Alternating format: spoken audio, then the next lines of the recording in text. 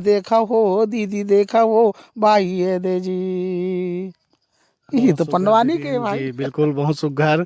अच्छा, आप मन जब गायक शुरुआत कर, जब वो समय छोटे रहे हो, हाँ। तब बाद में वो कोई गुरु बना हो जो मतलब ककरो पास जावा सीखेला वो?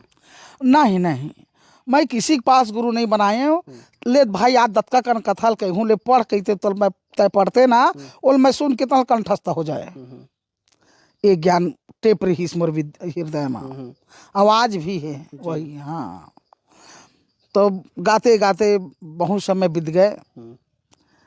ओकर बाद में अब यदि अब जानथत ना, ये संगीत में नोनी बाबू, अब 3 बेटा 2 बेटी अभी भी मौजूद हैं, सब बढ़िया हैं।